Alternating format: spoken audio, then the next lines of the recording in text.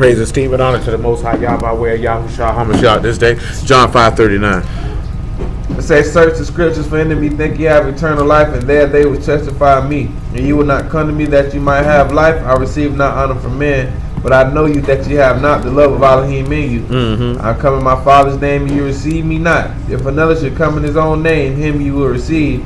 How can you believe which receive honor one of another, and seek not the honor that comes from Elohim only?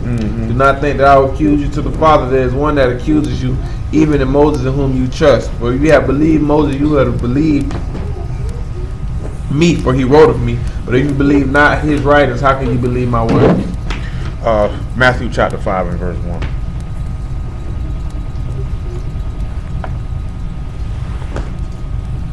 It says, seeing the multitudes, he went up in the mountain, and when he was set, his disciples came unto him, and he opened his mouth and taught them, saying, Baruch are the poor in Ruach, for theirs is the kingdom of shamayim. He say Baruch are who? Who he say are blessed? What did it say? Who he say were blessed? I wasn't talking. The poor in Ruach. What does it mean to be poor? In the context of this book, what does it mean to be poor? It means to be humble. It means to be afflicted. It means to be lowly. It has very rarely anything to do about being destitute financially. So what he's telling you is that the afflicted, the humble, and the lowly belongs to the kingdom of Elohim. The things that we talked about last week were pertaining to those very same things. Was humility. See, if you don't have humility, you will not make it in. The kingdom does not belong to you. If you are not afflicted, you will not make it in. The kingdom does not belong to you. Let's go to 1 Samuel chapter 10 and verse 20. So we're not going to take the traditional tact of just reading the Passover story like everybody does every year. Going to continue on dealing with what we've been dealing with. Y'all willing, we'll weave it in as necessary. Do you know what I'm talking about? But no, I'm not finna be reading Exodus chapter 12. If you don't know what happened when we came out of Egypt, I don't know what to tell you. Because everybody in here should already know that.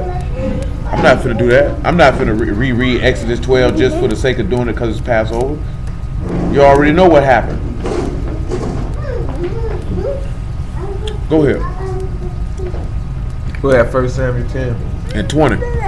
It said, and when Samuel had caused all the tribes of Yasharah to come near, the tribe of Benjamin was taken. And when he had caused the tribe of Benjamin to come near by their families, the family of Matri was taken.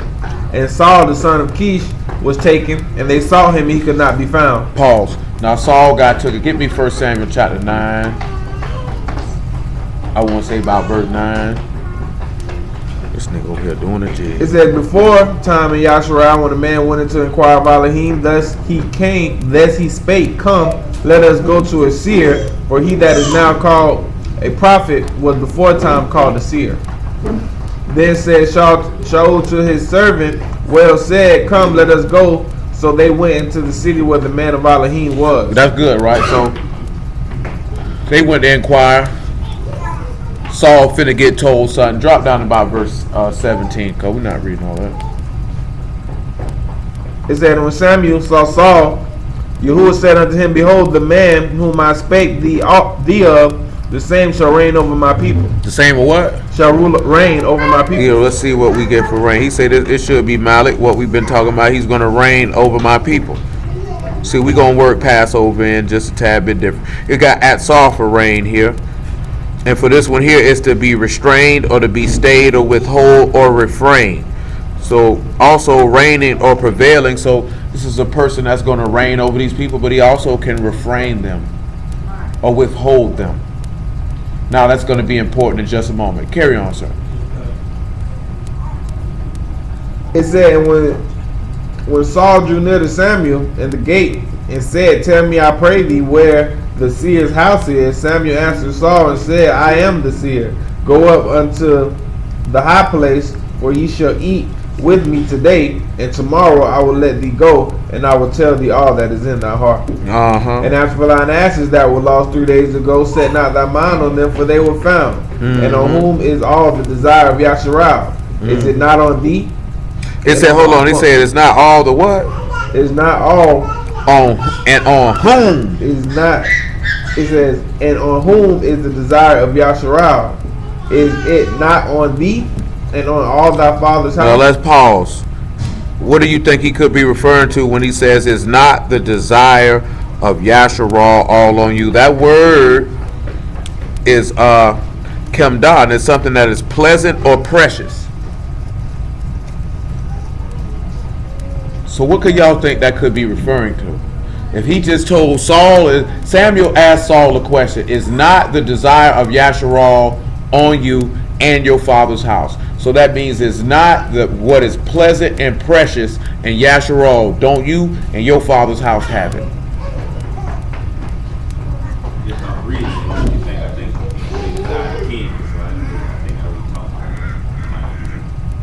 No, you say, like I said, you could look at it in that aspect in context of naturally, but go get me Matthew 13 and what that was, man. 24? No, that wasn't 24, man.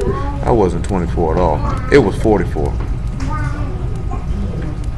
It says again, the kingdom of shamayim is like a treasure hid in the field, the which when a man hath found, he hideth, and for the joy goeth selleth all that he hath, and do what? And buy up the field. See, we just were talking about that last week when you looked at Achan. When it said that Achan coveted that Babylonian garment and the silver, what did covet mean? What does that word actually mean? It meant something that was pleasant, that was precious, that was desirable. So he's saying all the desire. See, go to Romans 10 and 1.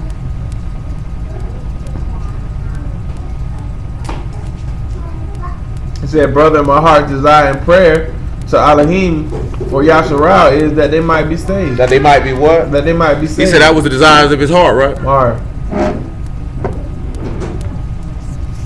That they might be saved. For I bear them record that they have a zeal of Elohim, but not according to knowledge. So see, pause, right? Now go to Isaiah 53 and pick it up at verse 1. And you'll see the difference. See, where we're aiming to is Capheus made a statement in the 11th chapter of John that it was by necessity that one person would have to die for the people. Mainly referring to Yahushua, because the desire of Yasharal was on him. What is pleasant and precious but to live? And it said it's on his father's house. Saul is the king. So if he's a king, then he's a similitude of Mashiach. So what is pleasant and precious is on Saul and on his father's house, which means it's on Yahusha in his father's house. The things that are pleasant and precious that emanate from his house. This man told you in his father's house there's many mansions. So if there's many mansions, there's also many other. Do y'all know the pleasant and precious things that are contained in this man's house? Are you even aware of them? We talk about some of the things that are contained in his house. I already told you where I was at. Goodness gracious.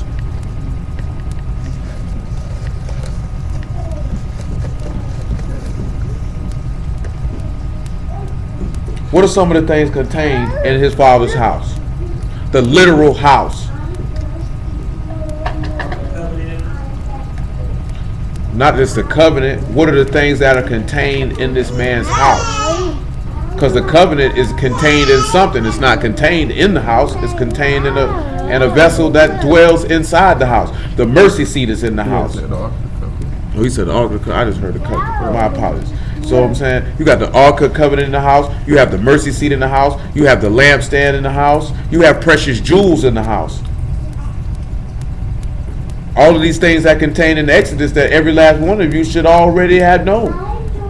If not because we went over it, because you read it on your own time. How can you desire to dwell in a house and you don't even know what's in it?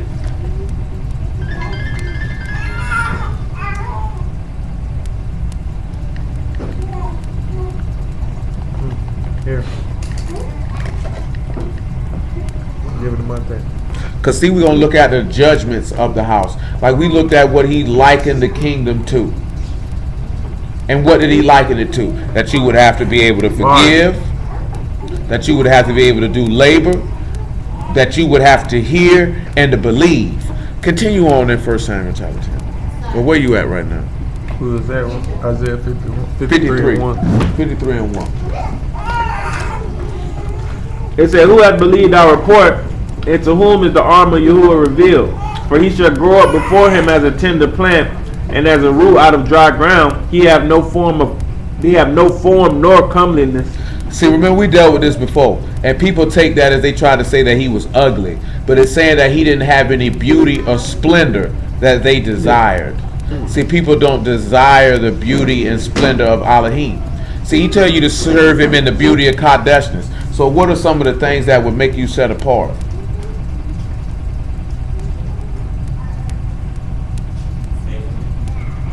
Faithfulness. What else would make you set apart?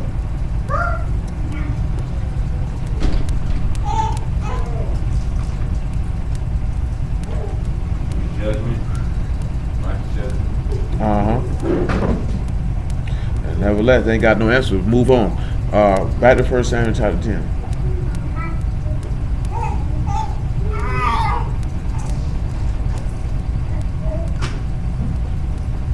We at 22. 1 Samuel 10 and 22. Therefore they inquired. You in 21. You never read 21. It said, when he had caused the tribe of Benjamin to come near by their family to the family of Matt Reed was taken, and Saul the son of Kish was taken, and they sought him, and he could not be found. He still ain't read verse 21. I meant to say chapter 9, my bad.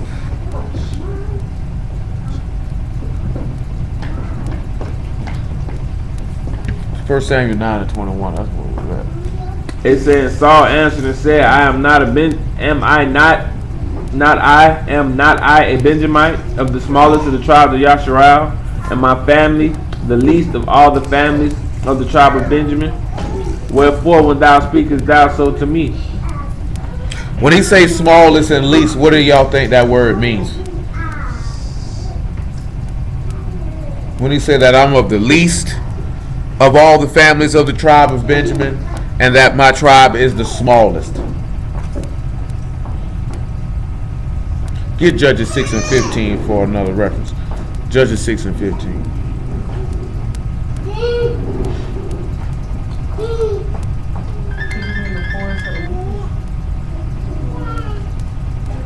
No, it ain't necessarily weakest.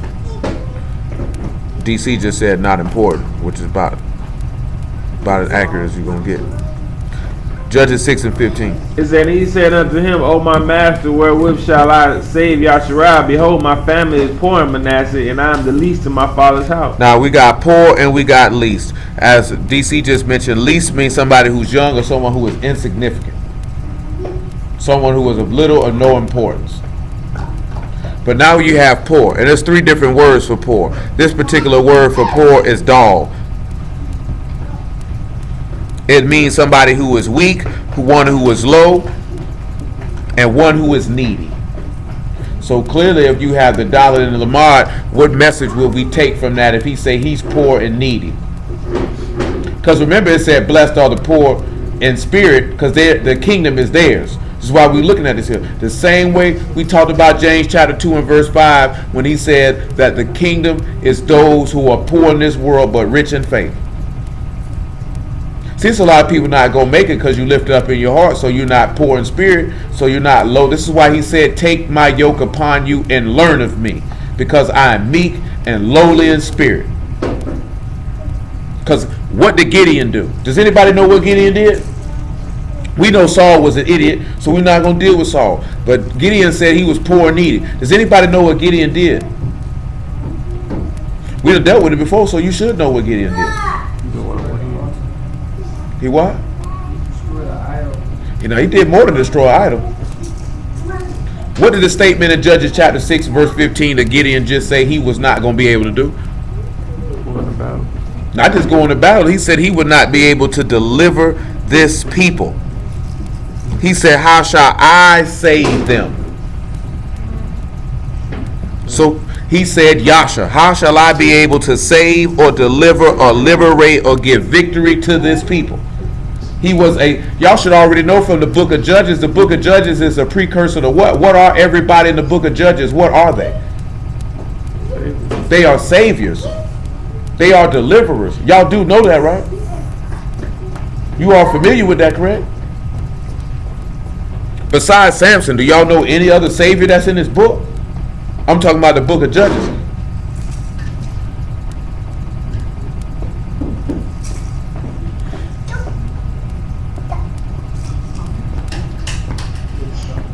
That's unfortunate. Nevertheless, go back to 1 Samuel chapter 10. Oh, y'all got to read that on your own. I'm not telling you.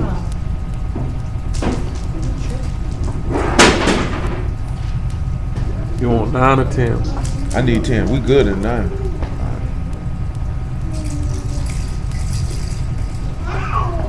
We pick it up about 10 and 21. When he had caused the tribe of Benjamin to come near by their families to the family of Matri, the family of Matri was taken, and Saul the son of Kish was taken. And when they sought him, he could not be found. Therefore they inquired of Yahuwah further if the man should yet come thither. And Yahuwah answered, Behold, he hath hid himself among the stuff. He did what? Hid himself among the stuff. Now, why is that important? Say they were looking for the Savior, wasn't it? Looking for the King. They couldn't find him. They say he hid himself among the stuff. What is that telling us? What is that trying to impart on us? He hid himself among the stuff. Why should I hide himself? Let's look at stuff right here where it say he hid himself among himself. Dang, I'm in the wrong verse. So they went to look for Saul, couldn't find him. They went and inquired of Yahuwah and said the man should yet come, and they say he hid himself among the stuff. When they sit back and look at stuff, that word is kalei, and it literally means a vessel or an article. So what could this be pointing us to? If he hid himself among a vessel. No takers? Nevertheless. 2 Corinthians chapter 5 and verse 1. Maybe this will help it make it a little clearer for you. For we know that if our earthly house is of this tabernacle were dissolved, we having a building of Elohim, a house not made with hands, eternal in shamayim. For in this we groan earnestly, desiring to be clothed upon in our house, which is from shamayim. If so be that being clothed we shall not be found naked, for we that are in this tabernacle do groan, being burdened, not for that we would be unclothed, but clothed upon that mortality might be swallowed up. I think I want to 2 Corinthians chapter 4. Let me see. That still work though. You keep going. You keep going though. Alright. We're at verse 4. Yeah, it won't. For we are in this tabernacle, we do groan being burdened, not for that we would be unclothed. Does it still work? He say we in this tabernacle so we don't be what? What?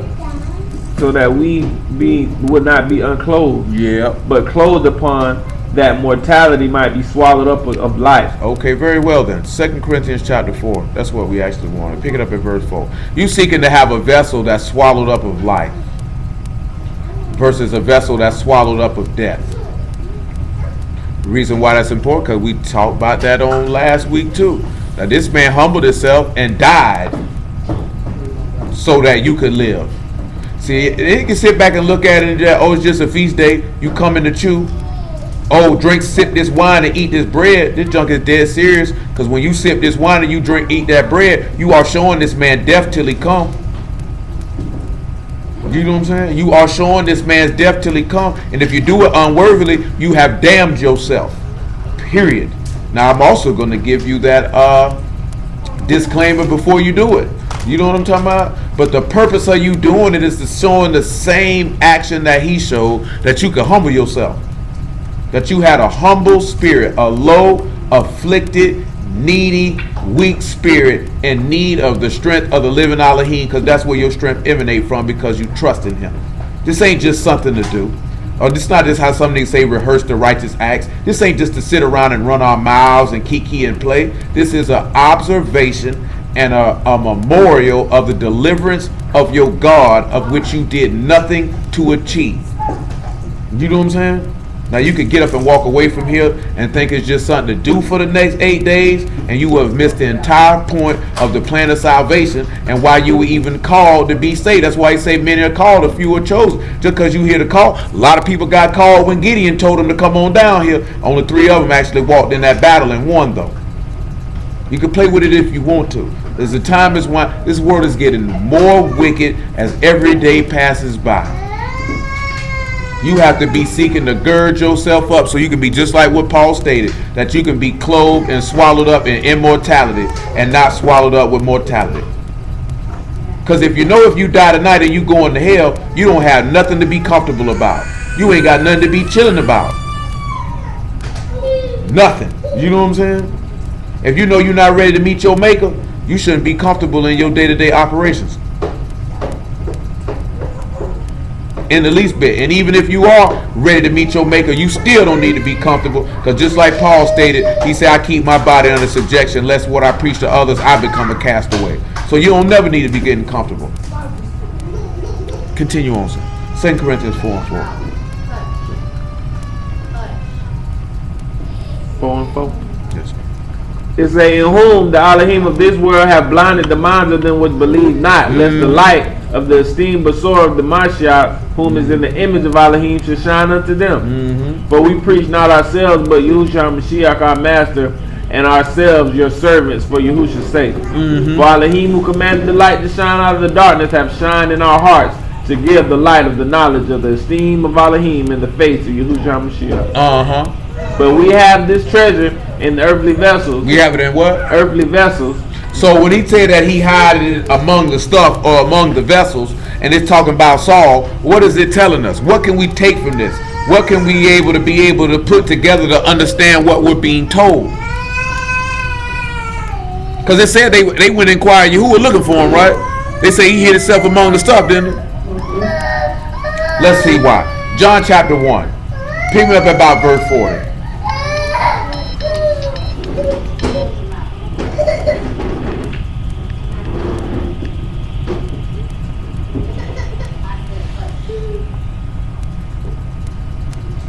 John 1 and 40.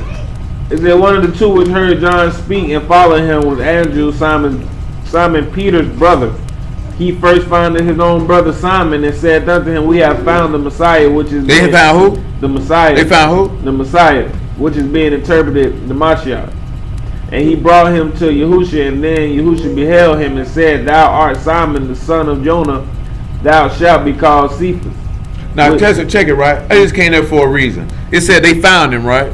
Now, of course, you're not going to read here where they inquired of Yahuwah, but they were looking for the Mashiach. Right? That's what they were doing, right? It said, but he hid himself among the stuff, though, or among the vessels, or among men. Why is that important if we look at he hid himself among men to take ourselves to the beginning of the story of Passover? Why would that be important if he hid himself among men? So that means you need to be thinking in the realms of the terms of Exodus chapter 1 and no further than chapter 3. If you're going to relate it to a Mashiach and hiding himself among men, why would this be important? Moses definitely was hid. And where was he hid at? Amongst the reeds. And who is he picked up with? He was hid amongst who? The stuff or the vessels or people. Because who picked him up?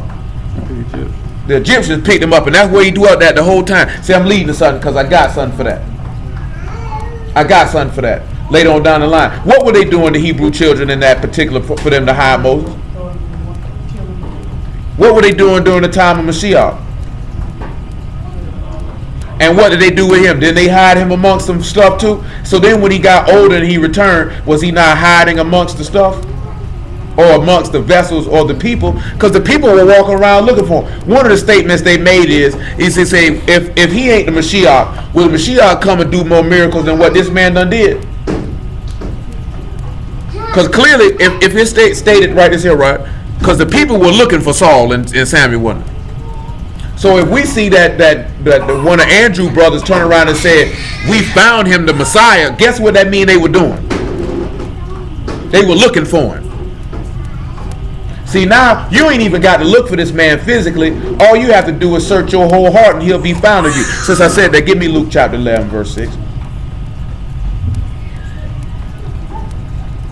So you got to ask yourself, are you genuinely seeking? Or are you just doing it just to do it? It said, for a friend of mine in his journey is come to me, and I have nothing to set before him. For he whom within shall answer and say, trouble me not, the door is now shut, and my children are with me in bed. I cannot rise and give thee. I say unto you, though he will not rise and get him because he is his friend, yet because of his importunity, he will rise and give him as many as he needeth. Go ahead. And I said unto you, ask and it shall be given unto you. Do what? Ask and it shall be given. Seek and ye shall find. Seek and do what? You shall find. And knock and it shall be open. For everyone that asketh receiveth, and he that seeketh findeth. And he that seek do what? Findeth. And to him that knocketh it shall be open. You know why that's important? They found Saul, didn't they? They found Mashiach too, didn't they? Is you seeking this man so you can find him, or are you just doing it because you feel like you got to do it? Because I feel like some of y'all are way too comfortable and complacent, and you're not. That fire's not lit at the same level as it was lit another time ago, and your soul is drifting away. Your life is drifting away because you're not hungry to be filled with righteousness, nor do you thirst after it. It has become, what's the word I'm looking for? Routine for you. It's feast time again, it's Sabbath time again, and you just getting up and doing it. You don't have an overwhelming, burning desire from the depths of your soul to meet and seek and find your God and become one with him and commune with him. That man say if he knock on the door and you open, what did he say he would do? He would come in and sup with you. So this man beating on your door so he can, ain't too many people knocking on your door to come feed you. How many people have ever went to somebody, had somebody knocking on your door to say, boy, come get this plate? Usually it's the other way around. You knocking on somebody's door to get a plate. He knocking on your door to feed you. And you acting like your ancestors was. All we got is this light bread. Because they got comfortable with it. They got complacent just to feel like, oh, he always going to be here. I can always do this and do that. It don't make no difference. And then you don't esteem him and hold him in the same regard as you did when you first met him. That's how some people's marriages fall off. Because you don't esteem and hold that man or that woman at the same level that you did when you first met him. Or you first met her. You got to remember, you married to Yahuwah. Every last one of y'all in here done been immersed. So you married to this man. You don't still have the same love and desire for your husband as you did when you first met him?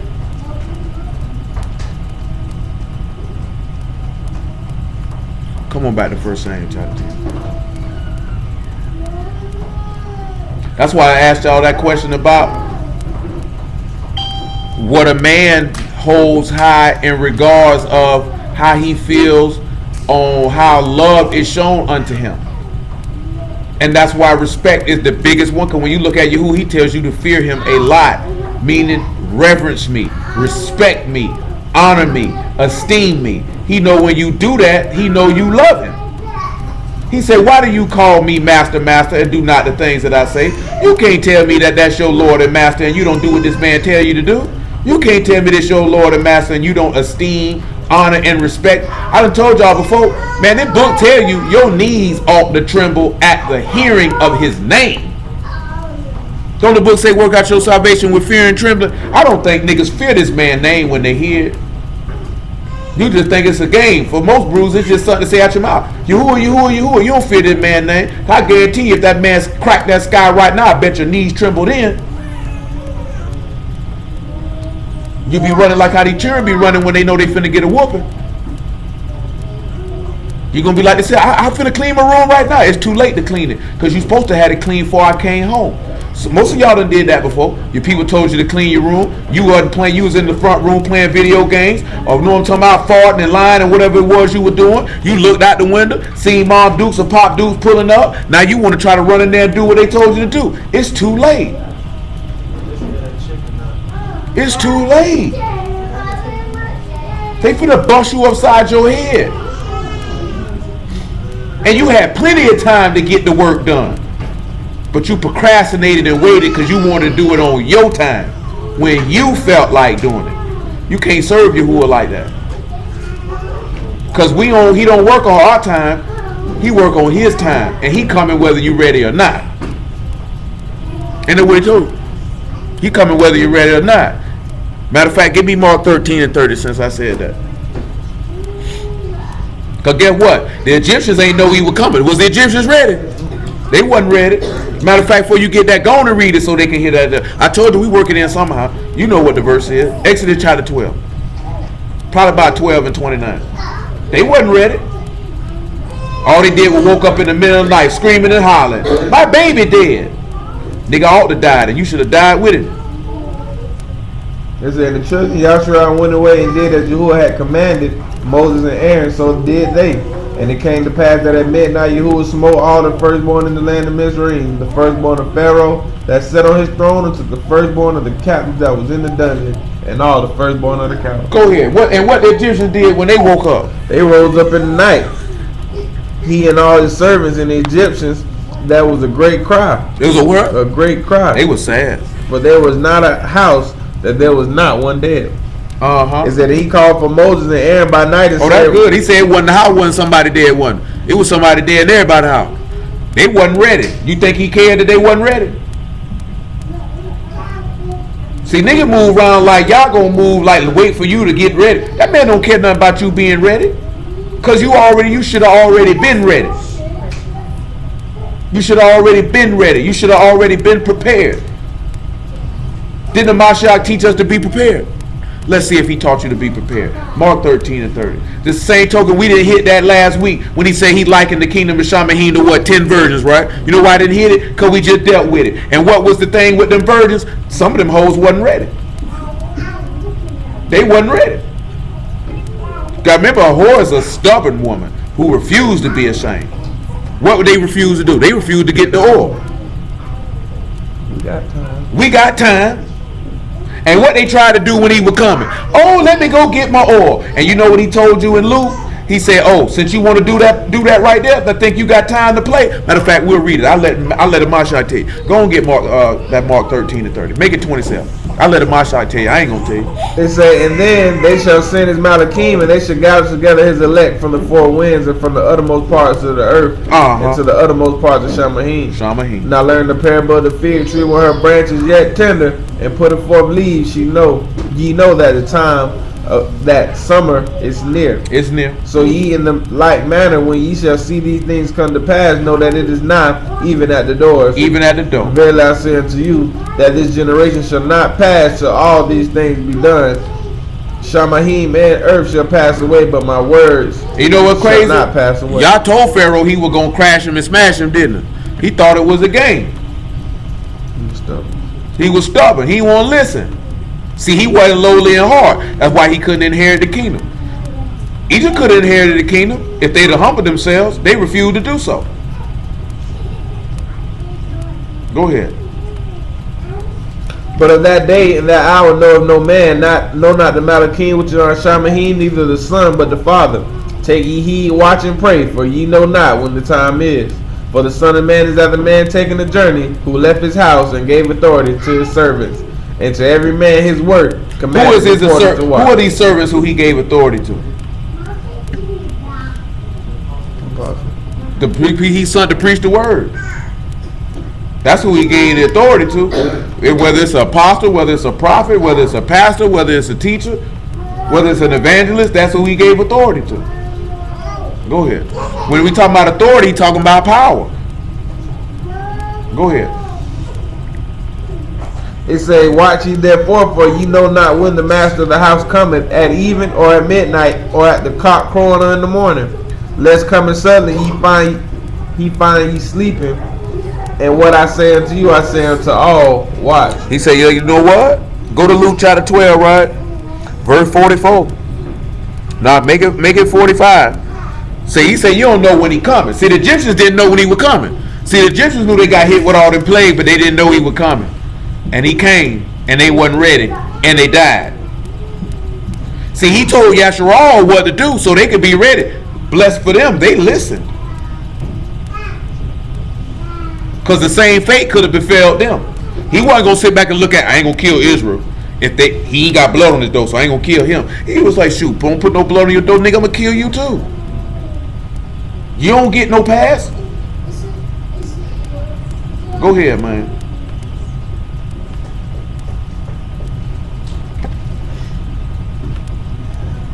Luke 12 and 44. 12 and 45. But and if that servant say in his heart, my master delayed his coming, and shall begin to beat the men servants and the maidens, and to eat and drink and to be drunken, The master of that servant shall come in a day when he looketh for him, when he looketh not for him, and at an hour when he is not aware, and will cut him asunder, and will appoint him his portion with the unbelievers. That's why we read that verse. Because when you playing and you got time, that means you don't believe Yahuwah. That's why he say, I'm going to touch you. Another place, he say, I'm going to appoint you your portion with the hypocrites.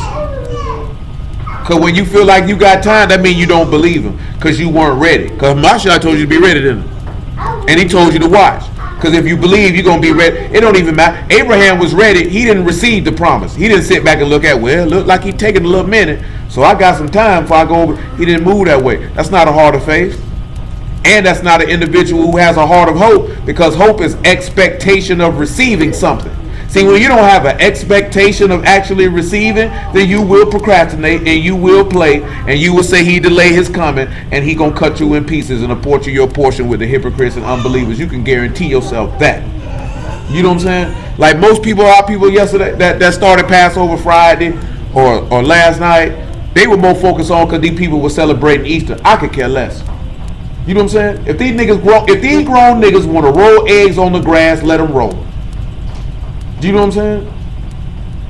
Straight up and down. If a grown nigga in 2018 want to tell his child that an Easter bunny, a bunny lays eggs, let them stay like that.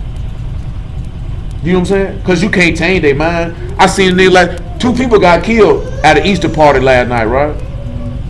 Nigga say, how could you kill on Easter? How could you not? It's a pagan sacrifice day. I mean, it goes hand in hand. This is quite fitting. This is actually what was done on Easter. Someone died. You're not going to read that in the text, but if you study that historically, you will see that someone dies. That's what happens on Easter. That's what happens on pagan days. Someone is sacrificed for that. Back to 1 Samuel chapter 10. It don't matter if they call it, they just call it Resurrection Day because they know people know that Easter is a pagan holiday in its origin, so they try to clean it up to make people feel like they're not celebrating the pagan holiday. Resurrection Day is a new thing, ain't it? It's a new thing in the earth. 1 Samuel chapter 10 and verse 20. Therefore they inquired of Yahuwah further, if the man should yet come thither. Yahuwah answered, behold, he had hid himself among the stuff, and they ran and fetched him thence. And when he stood among the people, he was higher than any of the people from his shoulders upward. And Samuel said to all the people, see ye whom Yahuwah have chosen, that there is none like him among all people. And of all people shouted and said, Elohim save the king. Then Samuel told the people the manner of the kingdom and wrote it in a book and laid it before Yahuwah. And Samuel sent all the people away, every man to his house. The word for manner in this particular verse is mishpat. Y'all know what word that is, right? What word is mishpat? When we look at judgment, it's to destroy what? The words or commands of chaos.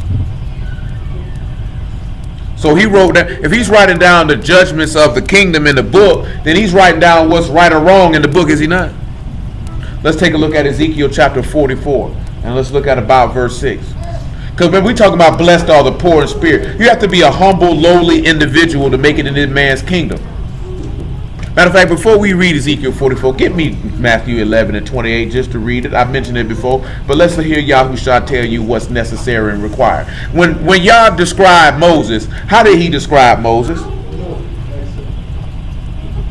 He said he was the meekest man on what?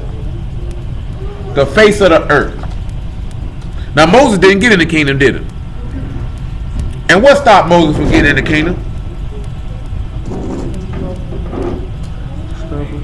Pride is what stopped Moses from getting in the kingdom. And it wasn't pride like he thought he was better. It was pride because these people angered him. They angered him. You know what I'm saying? And you know why they angered him? Because they kept complaining, and he got frustrated, and he did something that he wasn't supposed to do. Because what was Moses told to do? He was told to speak to the rock. But what did Moses do? He struck it. Because this is just my personal thought. He probably struck the rock because he probably wanted to strike them niggas. So instead of hitting y'all, I'm gonna hit this rock.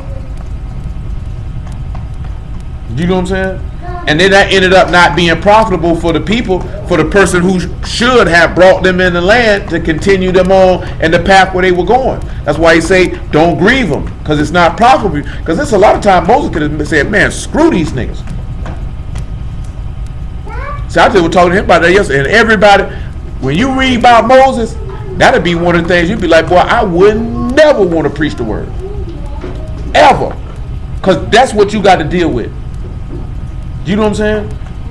How would y'all feel if you led some people who watched the same miracles, signs, and wonders that you watched and then complained the whole time you were teaching them about the person who saved them and blamed you for why they had to go through here when you the niggas not listening? Do you know what I'm saying? These niggas was sinning before they were out of Egypt a good 30 minutes. They wasn't up out of there a good 30 minutes, man. They was already complaining. You ain't got nothing to complain about when you just watched a man kill a country's whole army. You ain't got nothing to complain about when you just watched this man kill everybody's firstborn son, even down to the cattle. And they slid out complaining, man, we ain't got no water. And that's what they did. We ain't got no water. Because you got to remember, chapter 15 is what? Matter of fact, before they started complaining about the water, they started complaining about they ain't had nothing to eat. Because chapter 15 is the song of Moses. 14 when he drowned Pharaoh's. So right after, according to, if we go in the chronological order how it's chaptered up, right after Moses sung a song of salvation and deliverance, them niggas went complaining about food. They went to complaining about we ain't got nothing to eat. Where the food at? Now you think about that. That's the people you got to lead, follow, and direct. They ain't been out of Egypt a good hour, but we ain't got nothing to eat. We ain't got no water to drink. Boy, you brought us out here to kill us. Boy, why you ain't brought us out here? Oh, you done took too much on yourself. You ain't the only one who got the word either. We got it too.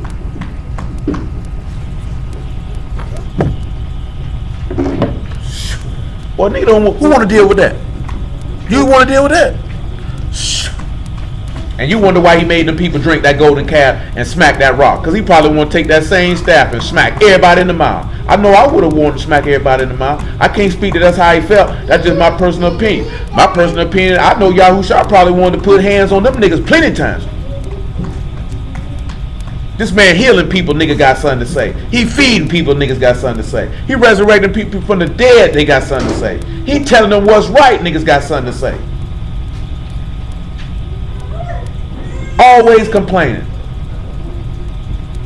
I know it had to been a couple times this man just because he's in the flesh. That's why I say that. Well, he probably put like, boy, this nigga say one more word, I'm gonna punch this nigga teeth out. You know what I'm saying?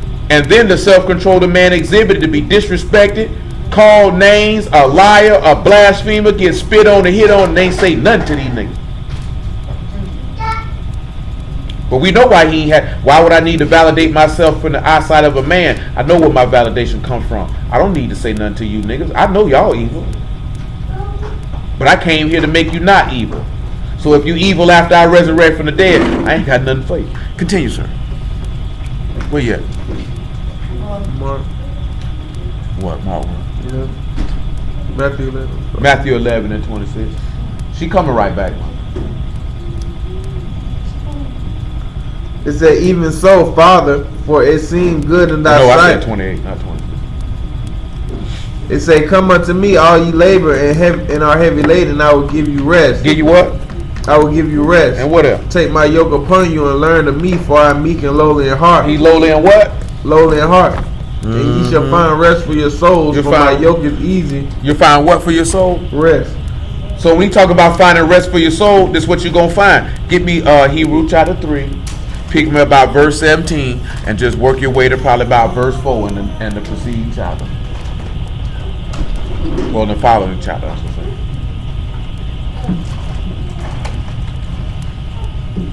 Hebrews 3 and 17. It said, but with whom was he grieved for 40 years? Was it not them that had sinned, whose carcasses fell in the wilderness? When we look at all those people who sinned in the wilderness for them 40 years, what did they all have in common? The unbelief, but also that they didn't have low spirits. See, In Deuteronomy chapter 8, he said he brought them in the wilderness for what cause? For what? Triumph. He also said something else. And what was that what he said? Not only just to triumph, he said, I brought you out here to humble thee and afflict thee to see if you would do what I say or not. And what is that? That's what he said he brought you out there for. See, now I just had this conversation with her yesterday. It's certain behaviors that none of y'all should be struggling with if you've been in the Word for over 3 years. You shouldn't have no problem lusting after no woman. That shouldn't be no problem. If you got a problem with that, you need to check your spirit. You shouldn't have no problem with controlling your anger or none of that type of stuff after about a certain period of time. It comes into dealing with situations and circumstances where you can act contrary to the spirit of Elohim, which should become difficult for you. Not doing certain things. You know what I'm saying? Not eating pork, that's nothing. If you've been in the Word 3-4 years, that Word should have already decimated and eliminated the desire in your loins. If that ain't even defeated that, there's something wrong with you. You know what I'm saying? Reason why I say that meaning because you haven't crucified yourself. So therefore, if you haven't crucified yourself, that means when it was time for you to get up down the stake, like when he was like, Father, let this cup pass, you got up and ran. You say, ain't gonna worry about it. I ain't gonna drink this cup of affliction. I ain't gonna drink this cup of wrath. I'm out of here. You know what I'm saying? I'm talking about after a period of time. I ain't talking about a year. I'm not talking about 6 months. I'm talking about 36 months, 48 months. You shouldn't have the same problems as a baby in the Word should have. You should be mature. You should be a full age eating meat. You shouldn't have them problems. You know what I'm saying? But to be in a situation where, like with Moses, that was a temptation. I'm supposed to speak to this rock, and I hit the rock because I allowed these people to allow pride and anger to well up on me and do something that was presumptuous and not me. See, that's difficult. Like I told you before, Yahushua won't walk around here, boy, that girl got a fat booty. He ain't had them type of problems. You know what I'm saying? The stuff that most people that come in the Word like, boy, that's hard for me to stop doing that. He ain't had them type of problems. But how hard it would be not to go off on a nigga when you see this woman got an issue of blood for 18 years and I come through the healer and you running your mouth. You know what I'm saying? This man got a withered hand. Or matter of fact, not even that. Or the simple fact that this woman is washing my feet with her tears and all you worrying about is if he knew what manner of woman he wore, he wouldn't touch her. That woman is a sinner. Now, he could have easily got up and went off on them people, but instead he hit them with wisdom by asking Peter a question so they would feel stupid on the inside. You know what I'm saying? Or what about when he healed the impotent man and he said, thy sins are forgiven thee, and they sized him for that? He could have told him, if you don't get your stupid and sinned. But instead he told him, so you can know the Son of Man had power to forgive sins, would it be easier for me to say, take up your bed and walk, or your sins are forgiven? But so you know I got that authority, I told him that. And then after he did that, that's why he my type of dude. Then he told him, take up his bed and walk. Because that's what he used to do to him. I'm going to tell you that, and then I'm going to let you know that I know you stupid, and I'm going to disrespect you to your face because you're an idiot.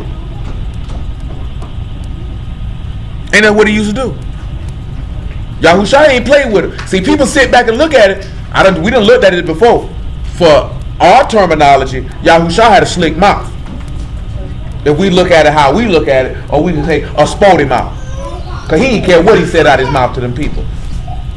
But in some situations he did, and he didn't say nothing at all.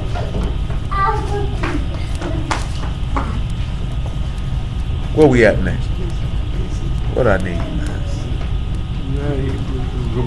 Yeah, go back to Hebrew. Yes, sir. I appreciate it. Hebrew chapter 2. We had 18. Mm-hmm. The ice in the freezer, man. It say, and to whom swear he that they should not enter into his rest, but to them that believe not. So we see that they could not enter because of unbelief. Mm-hmm.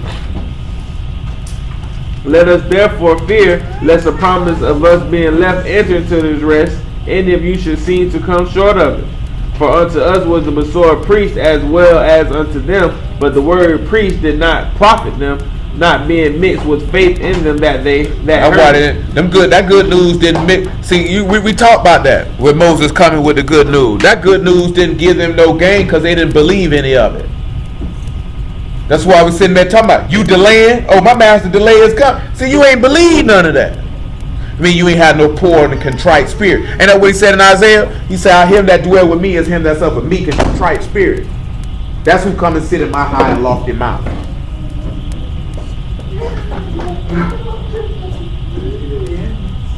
This nigga retarded.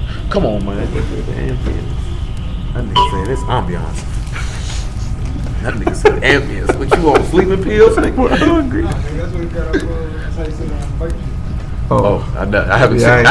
haven't seen that film.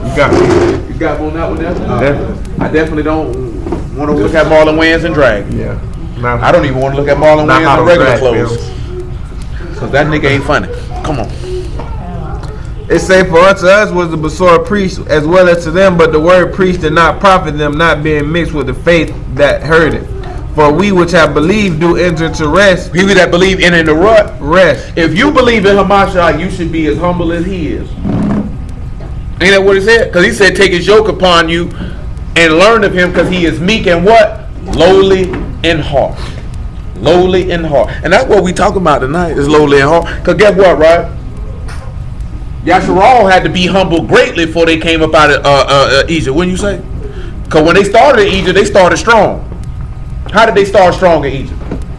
A lot of mixed multitude. No, I'm talking about the Genesis, the beginning. The how did they start strong in Egypt? Joseph. Because what was Joseph when he was living? King. Not only just king, right hand of Pharaoh. Whole nation had to listen to what Joseph had to say, didn't they? Nobody couldn't move if Joseph said don't move. And then what happened after Joseph died? Rose up a Pharaoh, didn't know nothing about Joseph. And now you being humbled and you being afflicted and you being oppressed. And when they were being oppressed in Exodus chapter 2, what did they begin to do? They began to cry out. Why were they crying out? Because they were mourning. What does the book say? Blessed is those that mourn, they'll be what? Comforted. They ended up being comforted by being brought out. But guess what happened when the mourning went away? Nigga got comfortable. See, some of y'all was sad when you heard the word, boy, I'm going to hell. Then you got comfortable and the mourning went away. You felt like he done comforted me and you wasn't mourning no more. So that means you wasn't lowly in heart no more. Meaning you wasn't meek no more. And now you got lifted up in your pride. You know how a lot of niggas find out they bruise get lifted up in their pride? Because they found out they were bruised. Or they found out they knew some information that other people didn't know. That's why I told you that the other day, right? I ain't mad at nobody who going to church to go try to wake up no Christians. I ain't going in there. I can't relate to them people. Them people gonna look at me with disdain. Do you know what I'm saying? But I tell you this here though, the lowly, guess what? Mashiach went to go find who? Who the main people went and followed Yahushua around? Not just the sinners, but it named us two groups of people. Oh, Pharisees and Sadducees. No, they ain't following. They were following them around though. Oh yeah, I ain't know what you meant. The publicans and the harlots. The people that the Pharisees looked down on. The people that everybody looked at as being absolutely. When they said that Yahushua was from Nazareth, what did Philip say? No good thing come from. Could any good thing come from Nazareth? Now I haven't used this analogy in a long time, but that's just like coming from the hood. Ain't none of these niggas finna, cause we had to come. Ain't none of these niggas finna go down there on First Street Projects and go preach no word to nobody. They ain't finna go around there. They'll show stand out there downtown. That white man is the devil. But them niggas on First Street need the word more than that white man need to hear it in him in Plaza. Or whatever downtown you at. A nigga don't need to hear no word in Times Square. I was talking to my homeboy, he said they used to preach at the bus station in Detroit. He said the reason why they did that is because that's where all the black people came when they got off. This way you could catch them at. Middle class, poor and all, we could catch you right here. Because that's who need to hear it. Because what did we read in Isaiah 61? Give me Isaiah 61 and 1. Look who he say he came to preach it to.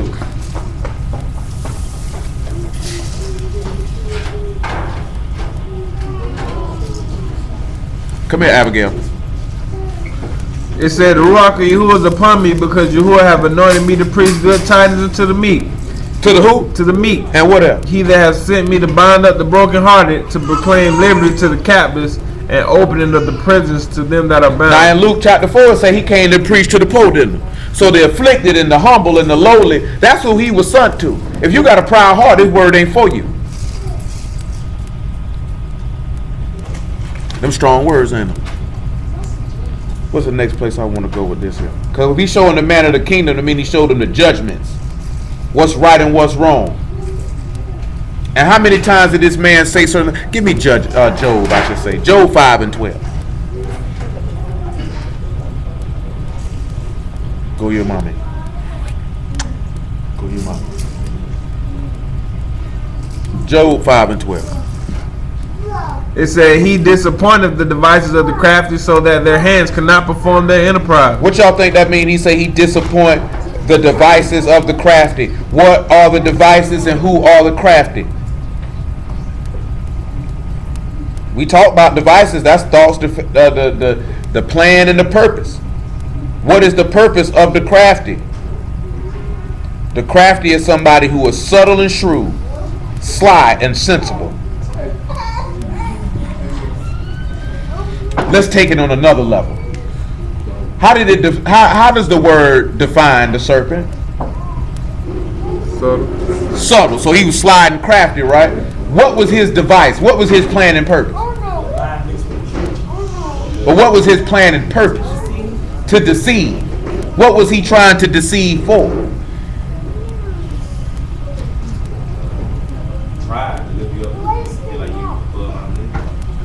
He was trying to deceive for one reason and one reason alone, because he was trying to get you to die.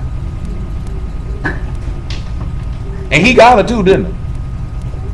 Because the book said if a woman live in pleasure, what is she? She's dead while she's alive. And now you could take that in the singular sense as an actual woman, and you could take that as a sense as being a woman and being Yasharal. If you live to please yourself, you dead while you living.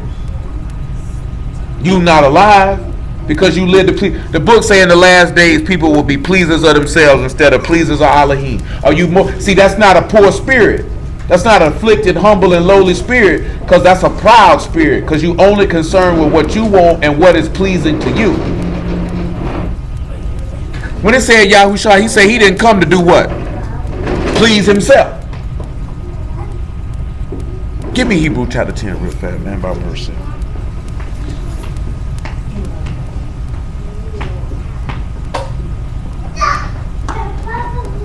I'm going to ask y'all a question. Who are the only people who were named by name that were counted worthy to receive the kingdom? In the law.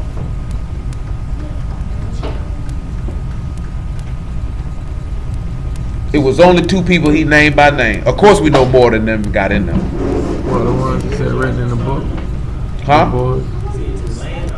To the land is the kingdom. And Caleb, that's it. And what did he say about them too? He said they had a different spirit with them. And you know the difference between Joshua and Caleb and everybody else? They were humble. That's why he said, blessed are those who are poor in Ruach, for theirs is the kingdom of Elohim. But when Joshua seen them giant, he said, oh yeah, boy, we could take them. Oh, that's nothing. I seen a brother say something the other day. Y'all know the book of Proverbs, he say a slothful man stay in his bed. He say he won't go on the street. Y'all know why he said he wouldn't go on the street? You know why he said he wouldn't go on the street? Huh, what'd you say? Basically, he said it's a lion in the street. It's a lion. I can't go out there. It's a lion out there. Got an excuse why he can't go do nothing. I'm scared I'm going to get eat up. See, that's how they were. They were slothful. They didn't want to do the work of Elohim. That's why he told you, if you put your hand to the plow looking back, what Yahushua said? You're not worthy of the kingdom. If you worry about what was behind you, you're not fit for the kingdom. You might as well just go on back and go hang with them niggas then. You might as well go on back and live how you were living, because you're not fit for this. You could not be serving the living Elohim looking back. That don't make no sense. What you looking back for? You looking back for one reason, because you just like your ancestors when they came out of Egypt. You didn't trust him. You didn't hope in him. You weren't humble. You didn't believe him, because you looking back to what you used to have. Well, what you used to have brought you misery. So what you looking back at it for? Clearly, it didn't make you as miserable as you claim it. That's the same way somebody say, I don't like that nigga no more. I can't mess with him no more. Then you go back to him. So clearly it wasn't as bad as you thought, as you said it was. And that's how niggas move with Satan. Clearly Satan ain't too bad. You keep wanting to hang with him. You keep wanting to go see him. You keep wanting to hold hands with him. So just go ahead and move in with him and get it over with. Because lukewarm service is burning hell service, period. What he told you need to be, man? He said you need to be what? Not hot or cold. Hot or cold. He said if you lukewarm, what he gonna do with you? I want nothing to do with you. How many of y'all in here drink coffee? You don't want no lukewarm coffee, do you? If somebody hand you some lukewarm coffee, what you gonna do?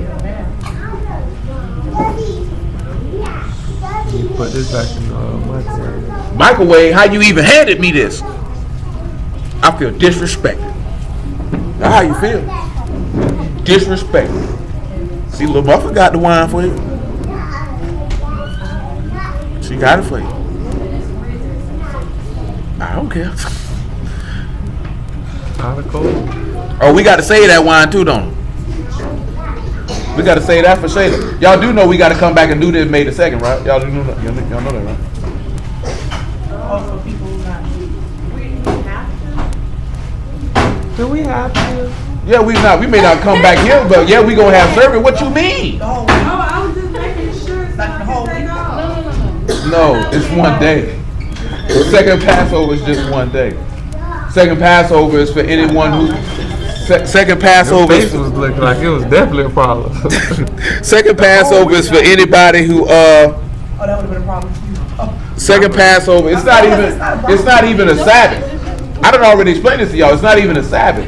It's the opportunity for somebody who was unclean or by reason of distance were not able to make it to partake in the Passover, to give them the opportunity to do so.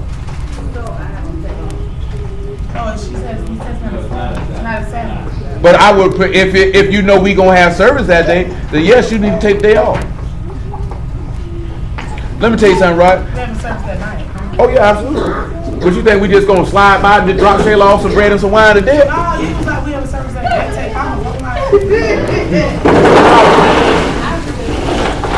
Because Leisha works at nighttime. Oh, gotcha. She works at nighttime. That's the 2nd of May. That's the 2nd of May. 2nd of May. Okay, I put it in. Yeah. 2nd of May. You got 30 whole days. That's on a regular service day. That's on a Wednesday. Regular service day. Look at you talking about Look, no. That means I ain't got to go to work the next day. No. It's not a Sabbath. No, it's not a Sabbath. But I mean, it would. Common courtesy would say that you would be there with her for that. Huh? She don't like you for real? I could tell when she came to your house the other day. That nigga farted right on your porch when she got in the car. Shoot. Well, she was outside. That's fine with me. That nigga wanted you to come out the door and smell that and be like, who did that? Dirty nigga. Dirty nigga. Where you at, man? We in Hebrews? No, we in Job chapter 5, right? Hebrews 10. Let you done with it. Yeah, Hebrews 10:7. Yeah, that's what I asked for. I gotta crank it up a notch. Then said I, lo, I come in the volume of the book, it is written of me to do thy will, O Elohim. To do thy what? Will, O Elohim. And what is in your heart? No, read it. It's gonna tell you. Above, when he said, sacrifice offering and burnt offerings and offerings for sin, would I not, neither have pleasure therein, which are offered by the law. Then said he, lo, I come to do thy will, O Elohim. He taketh away the first, that he may establish the second. We didn't mention, but he quoting Psalms 40:7. That man say, I come to do thy will, and thy Torah is in my heart. Your Torah is in my heart. If the word is inside of you, the word should naturally humble you. If you're not humble, that means the word is not in you. You can just recite information. See, there's a difference. See, just because you can recite information don't mean the word is inside of you. Because if the word is inside of you, it will make a change in you. Not modifications, not patch-up jobs. A change, a regeneration, a conversion. It say the law of you who is perfect, and it converts the soul. So it changes you.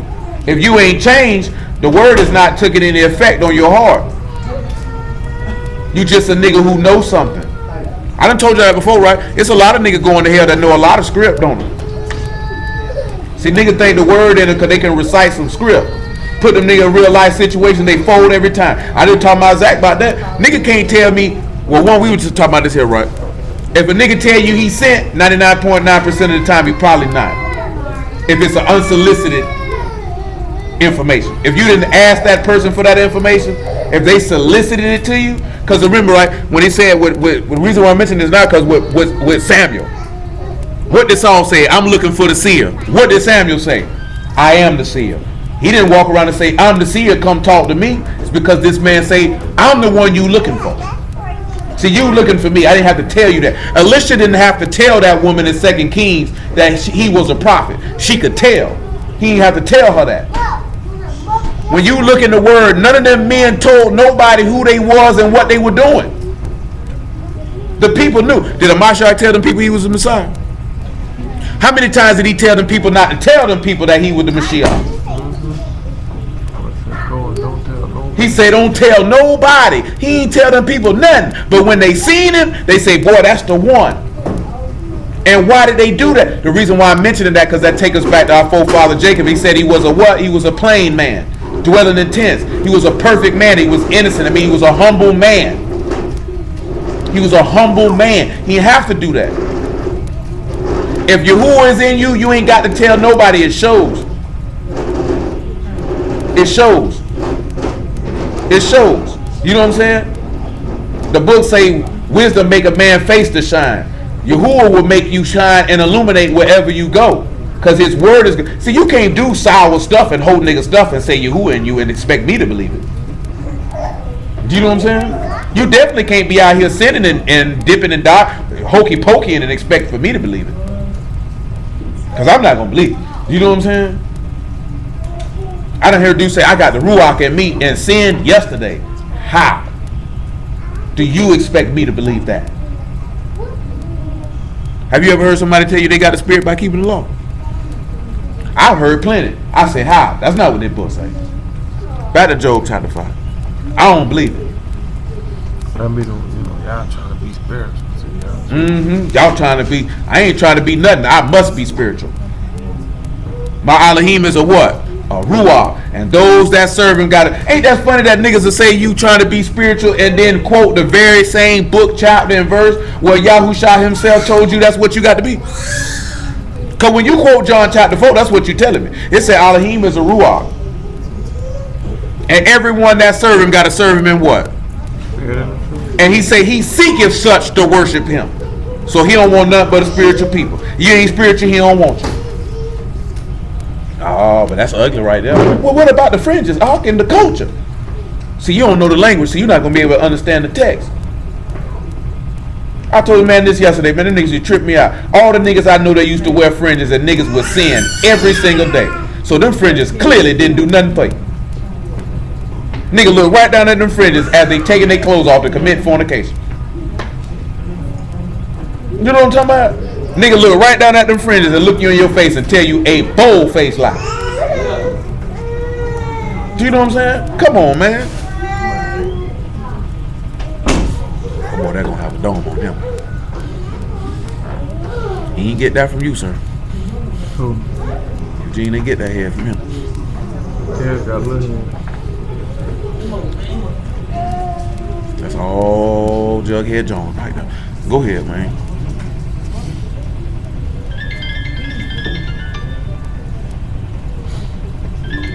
Oh, you alright, man? He said he ain't had no bread, no wine. Job 5 and 12. I can't. Shit, it is what it is, man. You know, y'all willing, you could get second Passover. Was a journey too far for you to make? You can make that journey. You know, that was different then. Them niggas was riding on donkeys or they was Tom and Jerry. Your boy said Tom and Jerry. Tom and Jerry. Job chapter 5. And we in verse 13.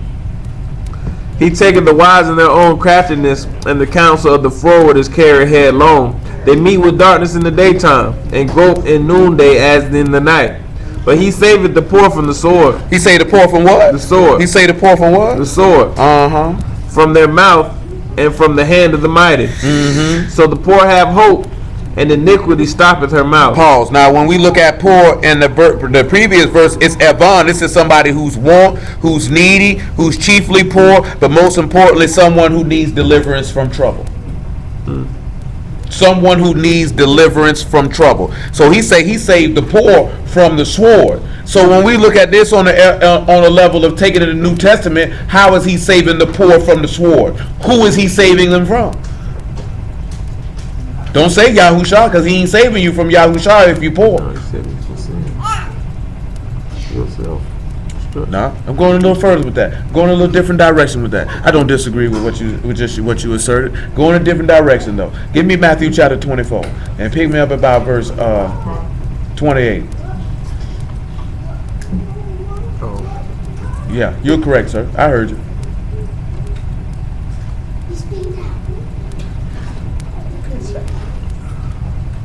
Verse 28, what I require.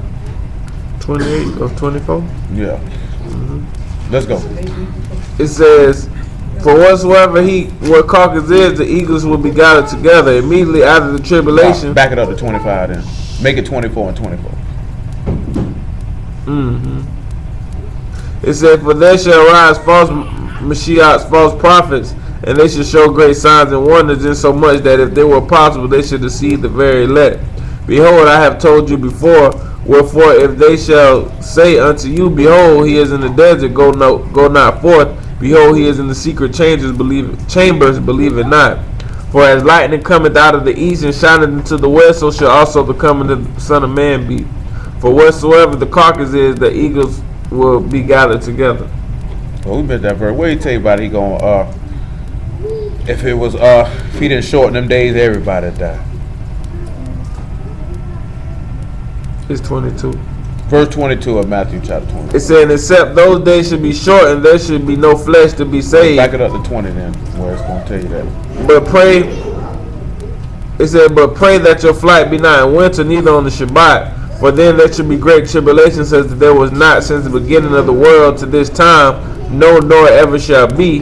And except those days should be shortened, there should no flesh be saved, but for the elect's sake, those shall be shortened. If the elect, what would we be able to say the elect would be? The elect would have to be poor and needy. They would have to be, wouldn't they not? They'd have to be. See, we know that dealing with Yahushua that he was poor and needy. He delivered him from the sword. See, we ain't even looking at the aspect of dealing with sin. Because guess what? You were poor and needy in Egypt and you needed deliverance. That's why you were crying out. You were in need of deliverance. These people were oppressing you. That's why people cry out now, because these people are oppressing you. And everybody laughs at your oppression or tells you to get over it. You know what I'm saying? Or how truth be told, why most people turn from the word, because they feel like, man, ain't nobody coming to save us. Y'all waiting on this man to come back, he ain't coming. I ain't waiting on nobody. Y'all niggas need to do something. Nigga ain't gonna bust a grape. The main ones that tell niggas who gotta do something ain't gonna shoot nobody. Ain't gonna go on Capitol Hill and let not one round go.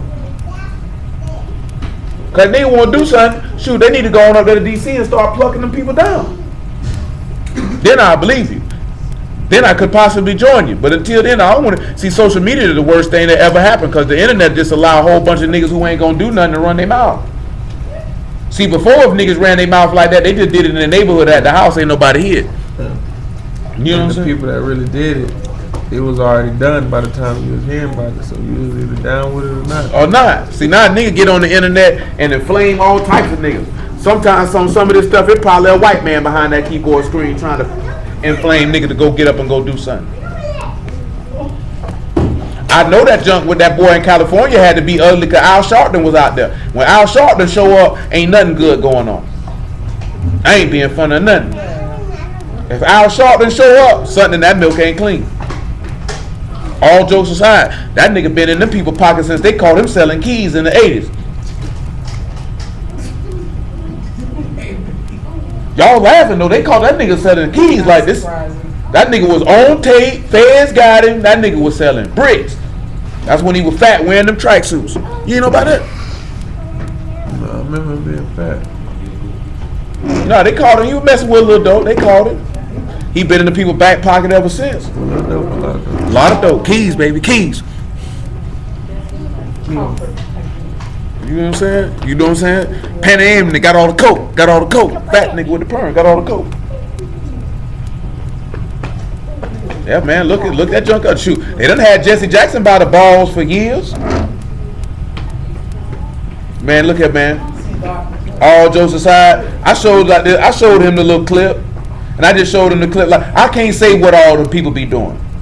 You know what I'm saying? But I knew before all the internet stuff about Illuminati, this, that, that, and the third. I already knew this here from my study and research. Anytime a celebrity, politician, whatever, and something come out that's very, very embarrassing against them, is because they done did something the white folks didn't like, and they trying to keep them in control. You know what I'm saying? Now they were just trying to ruin it. Like Kevin Hart, yeah. But they trying to keep you in line. Nah, but see, I'm really referring to like politicians. Like there was a politician got caught with a male escort in a bathroom in Minnesota. You know what I'm saying? He was real hard about being married and going against gays, and they put him out there like that.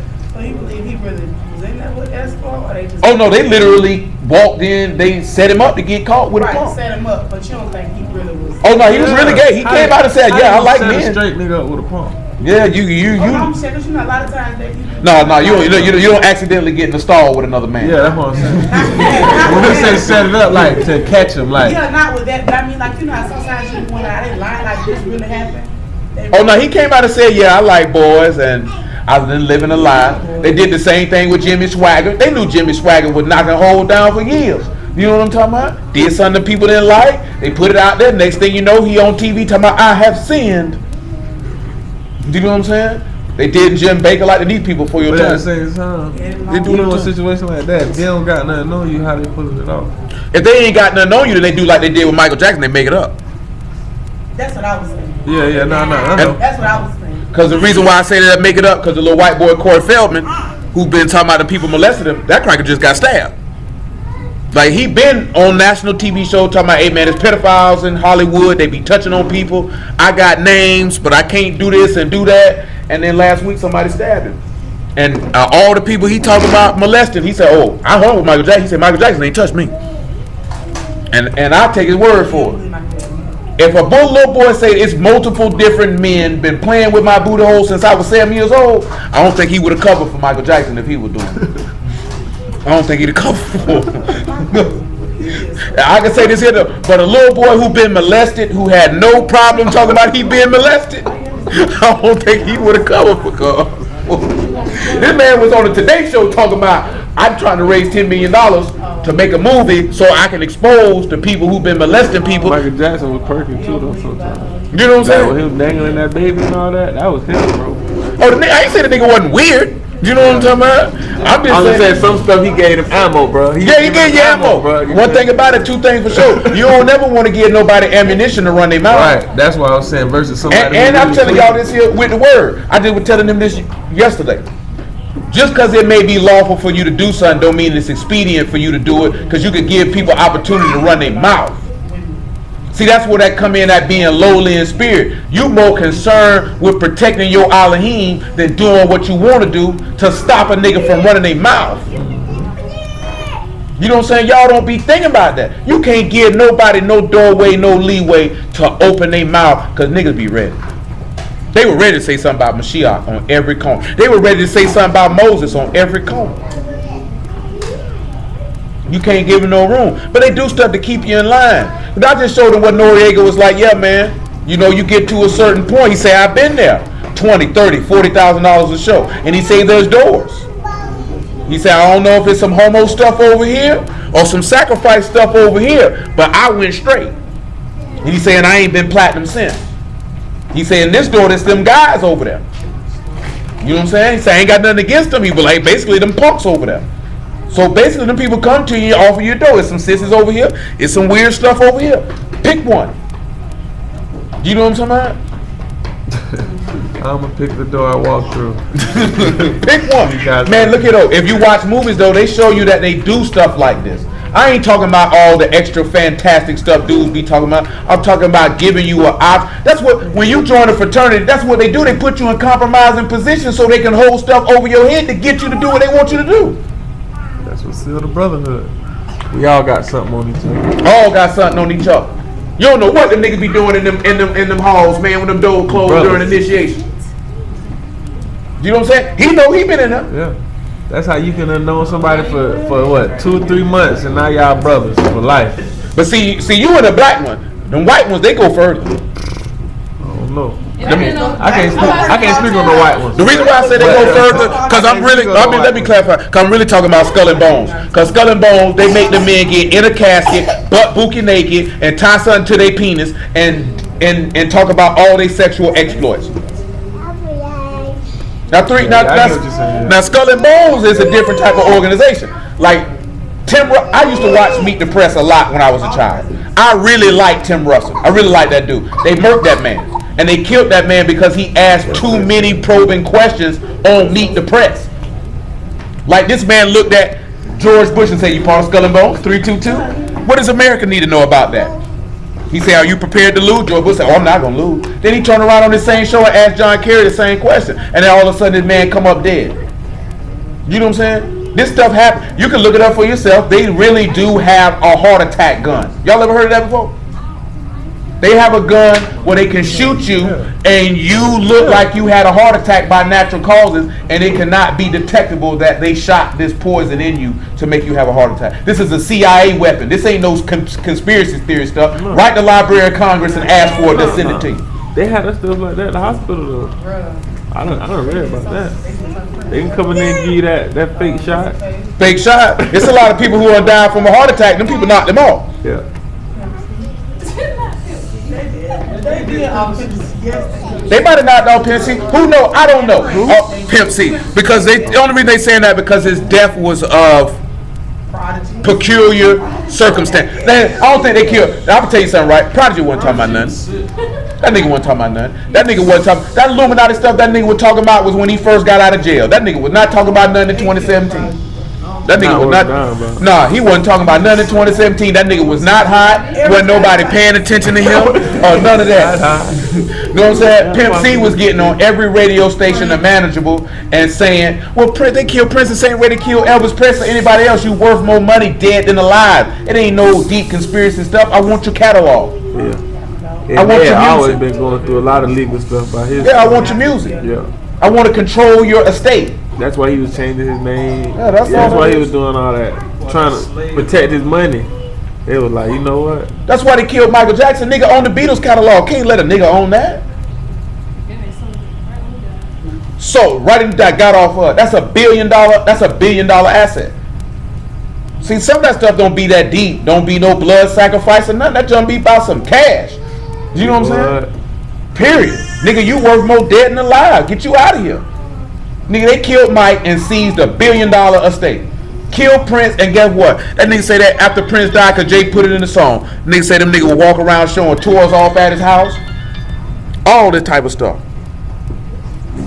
That's why it ain't even worth it to try to be famous. Like, why would you want to be famous for them to have to be before we put life in your money? Like when you look at it, right? Because we were talking about this here too. You look at majority of famous people, them people miserable, and they tell you they miserable. And niggas around here lusting, want to be after these people and taking up for these niggas. You don't know these niggas. These people say they miserable.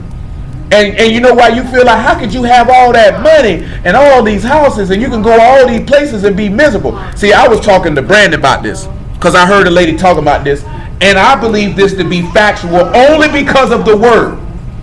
They say when they make these people perform rituals, they make them eat poop. You know why I believe they would make them eat poop? Because in the book of Ezekiel, when Yah told him to eat poop, the first thing Ezekiel said is nothing abominable has ever came into my mouth. So that's not a shock for me. A Satanist would want somebody to eat poop knowing that's an abominable activity. Say, okay, they make them commit homosexual acts. We know that's abominable. The book saying Amos, 2 men ain't got no business going in the same woman sexually. They say they have big orgies and they do this type of stuff. Anything to make you detestable to Yahuwah. I can see them doing it. They make them drink blood. You know our law say don't drink no blood. You know what I'm saying? Now y'all, most people say, oh, that's that conspiracy serious stuff. No, I know the word. I know the devil. I know his purpose and intent. His purpose and intent is to do what? To be sly and to be crafty by showing you jewels, showing you houses, taking you on trips. Because when he took Yahushua on the mountain, what he showed us? Nice places. Nice places, nice jewels, riches and all. But for you to get all of this, I'm going to have to make you abominable and detestable before Yahuwah. You're going to have to do something. And see, we'll look at it as, oh, Jay-Z and Beyonce wouldn't do that, or this person wouldn't do that. They sinners. So Satan will appeal to their sinner nature and then get them to do things to where he know y'all will cut them off completely. And you ain't got to put your name in no blood contract because your behavior going to get you cut off. Your behavior going to get you cut off. You can't be around here drinking blood and law. Y'all going to be like, shoot, I'm all right with that. You can't be around here eating poop and here, I'm all right with that. And then you know what the word part is? You niggas wouldn't believe that niggas would go do something like that. When you got niggas around here selling their soul for $20 and a bag of weed. You know what I'm saying? Niggas selling their soul for Facebook likes. So you can't don't never say what somebody wouldn't do for a little bit of fame and money. Especially if they ain't in the word. Especially if they ain't in the word. They're capable of doing anything. Because remember, we're not ignorant of Satan's plans and purposes. So his plan and purpose is to do what we just mentioned, is to deceive. See, Paul made a statement in the book of Romans. And you know what he said? He said, sin deceived me. And once it deceived him, what did sin do? It slew him. That's what he did, and see all I mentioned. I said all that to take us back to he disappoint the devices of the crafty.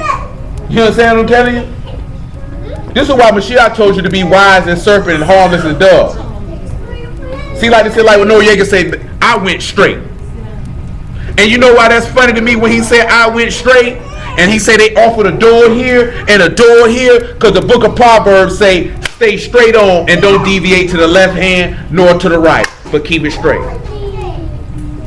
You know what I'm saying? What did we read in Hebrews? He said get that foot that's lame and get it straight lest you be turned out the way. Don't be going to the left and the right. Straight gate.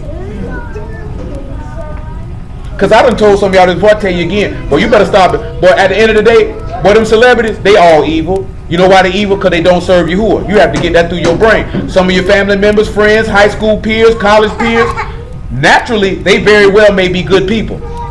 Because we just had that conversation too. Naturally, they might be good people. Spiritually, they wicked though.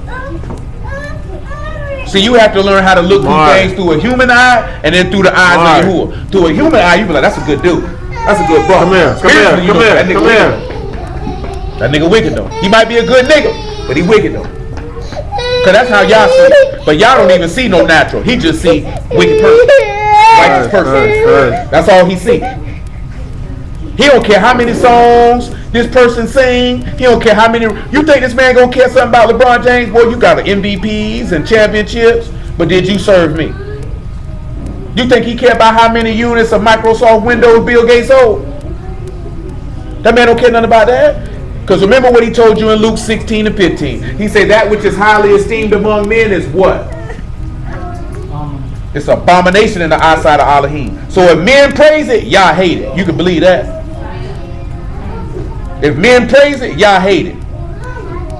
Come on, man. And she just popping in my mind. Look how hard niggas go about Beyonce. What does this nigga really do? At the end of the day, what does this nigga really do? Nothing. All that nigga do is sing and prance around butt naked. That is nobody you would want your daughter to emulate. But yet so many women want their daughter to emulate this woman. Do you know what I'm saying? And guess what? She's an abomination in the eyesight of Yahuwah. Is she a talented entertainer? By all means.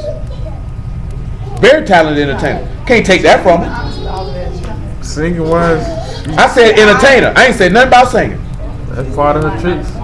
Part of her show. She's a talented entertainer. There's a difference between saying somebody's a good singer, a good performer, entertainer. That woman put on. At the end of the day, you go to a concert, you going for the show. You ain't going for the vocals. Unless you know somebody who's known for vocals, you ain't coming here for that. You coming for a show. Because if you wanted to hear vocals, you could have just put the record on. You ain't get all dressed up and get in your car and go somewhere and spend money on these tickets just to hear some vocals. You could have sat in the car for that. Sure. Some people, that's all you need.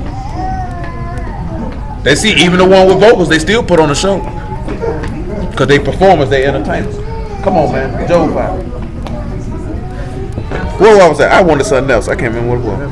Just finished Matthew 24. Oh yeah, get me 2 Thessalonians chapter 2 verse 3. I learned that long time, and that's the same thing I told you that nigga just ain't want to believe Bill Cosby couldn't rape these women. You don't know Bill Cosby. You don't know what that nigga do. Just like y'all be shocked when some of these niggas come out, they be on drugs and all this here. You don't know what them niggas got. Now some of the people claim them people use drugs because they can't deal with their reality, and I can believe that. Just from dealing with regular people in their regular life. Why they get high? They couldn't deal with their reality, whatever their reality is. Because I'm not going to say all these people serve the devil. I ain't going to say all these people sacrifice nobody. I don't know if Bill Cosby a Mason or not. I didn't know this here nigga probably a pervert. He a sinner. Period. That's period. There ain't no depth to it. And definitely. There ain't no depth to it. You high sinner, low sinner. One thing I can say, right, for most cases, if somebody keep accusing you of the same thing, you probably doing that.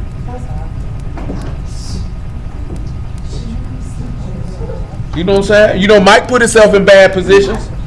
Definitely. You know what I'm talking about? Because you can't keep inviting little kids to your house. Niggas keep talking about you a pet. But at the same token, the people who went to trial against him and sued him, they came out and said they were lying, and they people put him up to it. Like every person who accused this man publicly came out and said, man, we were lying. That man ain't touched me. But his trial was funny though. That white boy said he gave me the Jesus juice in the can and the soda can. I'm not gay. I'm not gay. He put on a show. I remember the Jesus juice. The Jesus juice. Come get you some of this Jesus juice. You know that had to be a lie. No this grown nigga talking about getting no Jesus juice. This nigga Jehovah's Witness. Y'all know Mike was a Jehovah's Witness, didn't he? I say Joe was, not Mike. Shoot, the whole family was Jehovah's Witness. Yeah, Prince was a Jehovah's Witness. Ja Rule was a Jehovah's Witness. Oh, for real? Yeah, Prince was Jehovah's Witness. And Prince rolled with that pretty much till he died. By being a Jehovah's Witness.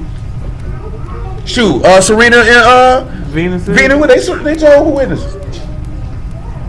That'd be some junk to wake up one day, somebody knocking on your door, and Serena Williams standing there talking about, let me tell you about Jehovah.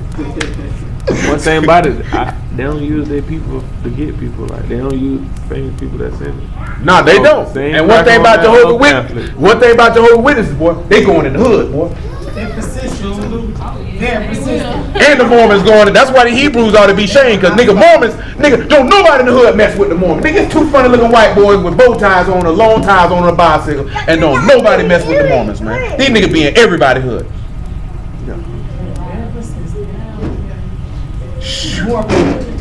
Everybody hood. You know, Mormons got special draws they wear. Go ahead. I wish I was being funny, but I'm not. I was gonna ask how you knew, but I studied every religion known to man, except for Satanism. And actually, I studied Satanism without knowing I was studying Satanism when I was up the road. Shoot, I had a book called The Secret of All Ages by a 33-degree Mason by named Manly P. Hall. And when I was reading this book, I say something about this book ain't right. And when I flipped the page and I seen the picture of Mephistopheles, I said that name sound familiar. This little funny. I said, oh man, it's a demon. Man, get this book back, my nigga. I don't want this. Here's real talk. I said, boy, I don't want to read this no more. This nigga got demons in this book. I said, I ain't know nothing about no Bible. I know I ain't want to read no book about a nigga I know was a demon though. You ever heard of Mephistopheles? You need to stop saying his name. He's scared you. Come on, man. Second Thessalonians. Come on, man. I gotta quit. Somebody laughing at you. 2 Thessalonians chapter 2, man. I'll probably have to continue the rest of this tomorrow. 2 and 3. It said, let no man deceive you by any means, for that day shall not come, except there come a falling away first, and that man of sin be revealed, that son of perdition. That son of who? Perdition. Yes, sir. Who opposes and exalted himself above all that is called Elohim, or that is worship, so that he is as Elohim sitteth in the temple of Elohim, showing himself that I'm he going to have is to Elohim. give an abridged version. And the book of Revelation chapter 12, what does it say the serpent is going to do to those who keep the commandments of Elohim and the faith of Yahushua? What does it he'll do? He's going to persecute him. He's going to kill him, right? In Revelation 14 and 12, it said, this is the patience of the Chased who have the faith of Yahushua and the commandments of Elohim. And the last days, and in the book of Daniel, he say he'll do what, right? He'll kill the Chased, wouldn't he? He'll overcome them. Now, don't do that, son. That's not normal. So when he's talking about delivering the poor and needy from the sword, those who are of the kingdom are poor and needy, and you're going to need deliverance. Because he's going to, how do you put that? He's going to take the wise in their own craftiness and the counsel of the froward headlong, and he's going to be able to disappoint their devices. Because the device of the false prophet and the beast is to kill the Chased, to kill the people of Elohim. But Yahuwah is going to, by the way of Yahushua, he's going to frustrate that. The same way that Pharaoh's device was to what? He wanted to do what? He wanted to kill Yashua. So Yahuwah frustrated that. So if he say he'll take the counsel of the froward and cast it headlong, what did he do to Pharaoh and his army? He cast them headlong in the sea. What he going to do to the beast and the false prophet? Cast them headlong in the sea. A sea that burned with fire and brimstone. See, doing the same thing all over again. You know what I'm saying? Because even though Yahushua coming back and around tabernacles, he's still performing the act of deliverance that was performed at Passover, and those who get in his kingdom fit this qualification. Zephaniah 3 and 12. Make it 3 and 8.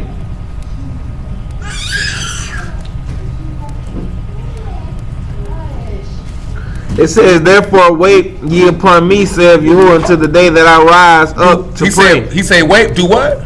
Wait ye upon me until the day that I rise up to pray. So he said, wait for him till the day he come to slaughter.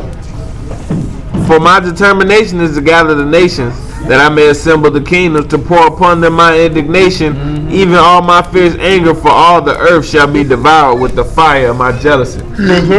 It says, for then I will turn to the people of pure language, and they shall call upon the name of Yahuwah and serve him with one consent. From beyond the rivers of Ethiopia, my supplicants and my daughters of the dispersed shall bring mine offering.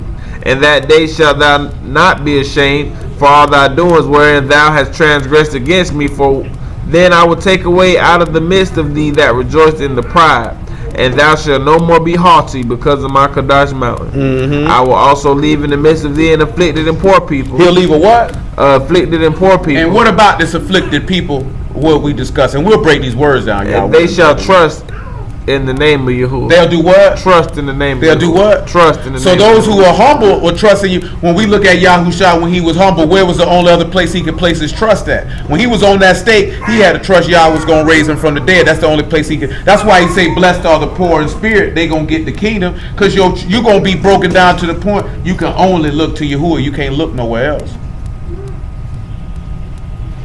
Go ahead.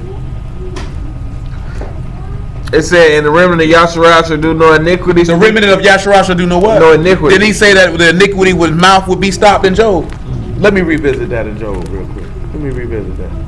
Let's revisit that real quick. He said they won't do no iniquity, that afflicted and humble people who trust in Yah, right? Know what it said? 16. It says, so the poor have hope, and iniquity stoppeth her mouth.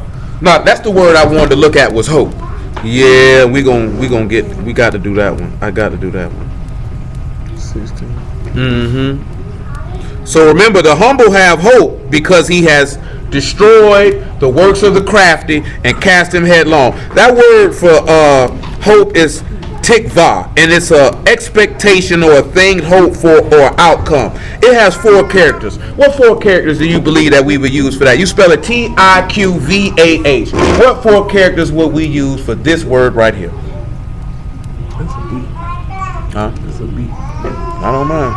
I'm saying it ain't no letter for no B. That's what I'm saying. So they probably not gonna guess it. Cause this ain't no B. Yeah, they're gonna have to figure that out.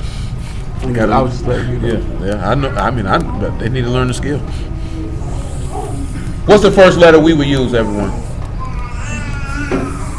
Nobody has nothing. We'll go. The word is tikva, hope, expectation, hope for outcome, a ground of hope. Notice it says ground of hope. Mm-hmm. Solid hope.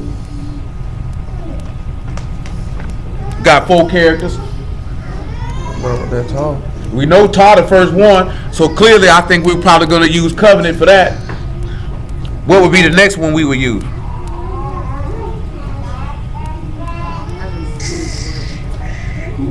Tikva. Yeah, tikva. How you say it?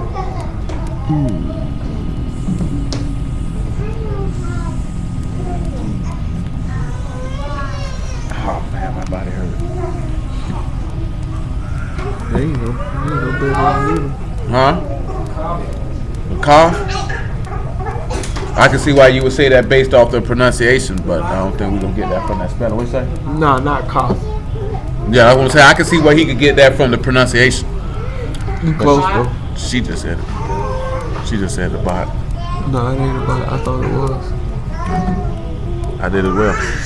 And they can't be nothing but Coop. Yeah. It's Coop, actually. And we got 2 more.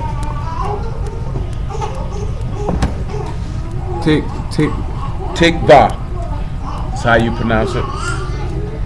And you know if it ends in the AH, then what would be that last character? The hey, that is correct.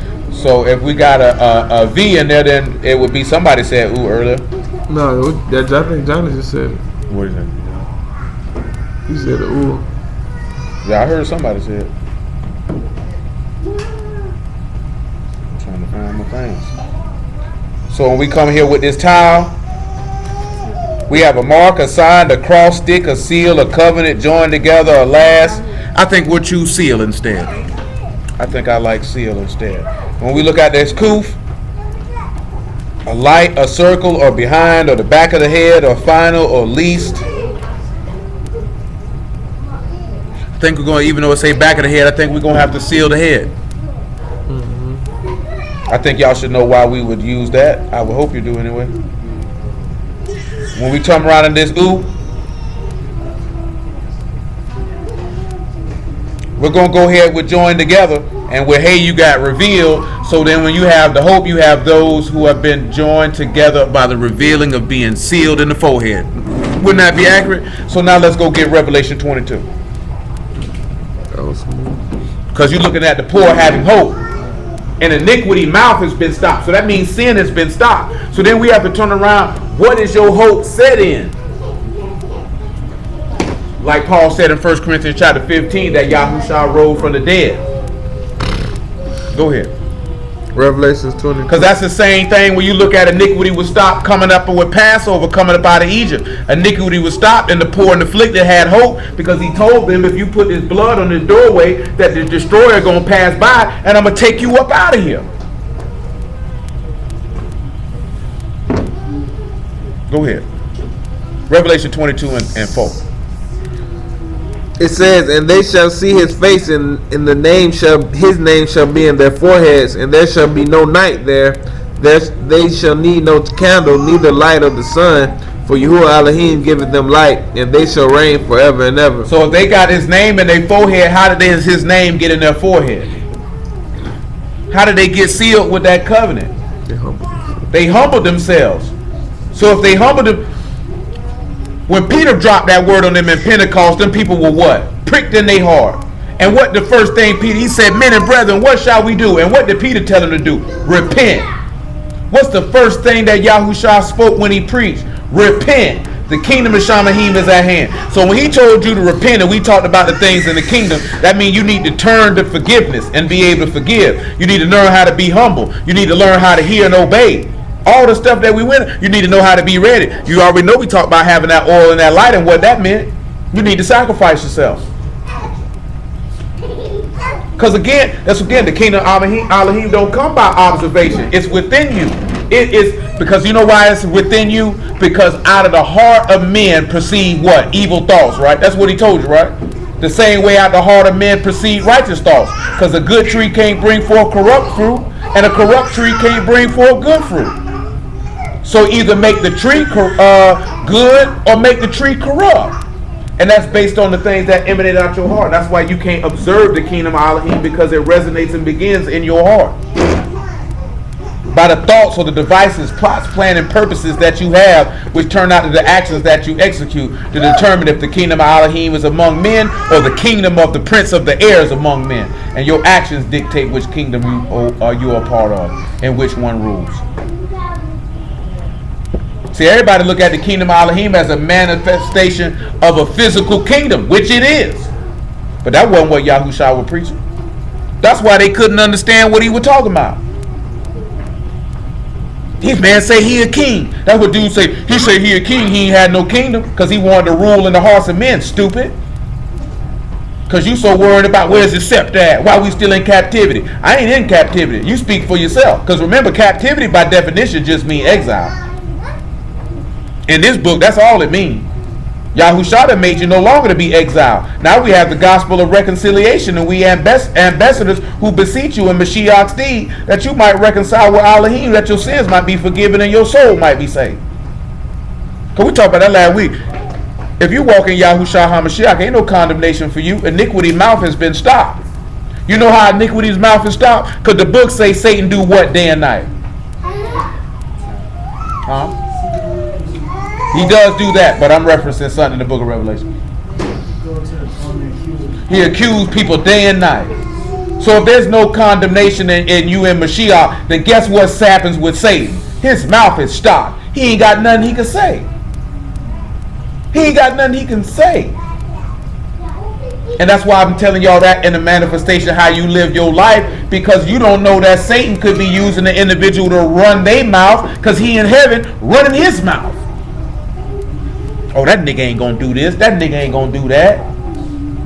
Oh, you ain't this. You ain't that. You can't get that nigga let that nigga mouth get shut up. Let Yahushua reign in your heart so he can't say nothing. Because that nigga lives to open his mouth and run his mouth. To talk bad about that nigga be ready. Yeah, you let that put him on. I bet he seen. You seen what he did to Job. And guess what? He done did that to some of y'all. I hope you ain't failed when he did it. Because you better believe he done went before that throne and talked bad about you and said what you'll do if he put you in this situation. Do it all the time. And guess what y'all gonna do? Just like, well, go on and try and then let's see what he do. See, y'all were confident in Job here. I know Job's solid. I done tried his heart. I know he's solid. Y'all say he got to try your reins in your hearts to see if you love him or not. So you can say, you can make your mouth fry fish. That don't mean you solid though. Real life situations show if you solid or not. Real life temptations show you if you solid or not. That's why I told you learn a lot about a man in the midst of temptation and adversity. You see where his character is. See where his character is. So if you want a godly character, then you need to be able to endure temptation and adversity. Because he said the remnant of Yasharal that's afflicted and needed, they ain't gonna do no nigga. That's what it said. Read it again. That's what the prophets say to them. So that means nigga can't come around and tell me you gonna get in the kingdom and be no sinner. I'm gonna get ready. I'll cut it short because I got more to add to this. Y'all willing? I just pick it up on tomorrow. Because I got two more. I got three more chapters. Just for this matter in and of itself. And we had an hour and 47. It's almost 11 o'clock. It said the remnant of Yasharal shall do no iniquity nor speak lies. They won't do what? Hold on. They won't do what? Do no iniquity. Well, you ain't finna tell me you finna get in this man kingdom and you telling lies. Come on. Keep going, sir. Right here. It said, they shall do no iniquity nor speak lies, neither shall a deceitful tongue be found in their mouth, for they shall feed and lie down, and none shall make them afraid. They're feeding what? Lie down. What Yahushua told you he was going to do? Didn't he tell you he'll bring you in and lead you out, and that you will lie down safely and feed in his pasture? Didn't it what he told you? Didn't it say there was no guile in Yahushua's mouth? So how is this man who was poor in spirit, that he is an exemplary of all of these things mentioned, and you're going to have to be the same thing? But get me James 2 and 5, and we'll stop right there. Y'all willing? We pick it up. I got most of this. I just scratched the surface. I got way more than this, but we press. It said, hearken, my beloved brother, have not Elohim chosen the poor of this world rich in faith, and heir to the kingdom which he has promised to them that love him. So praise Yah for Yahushua and the word.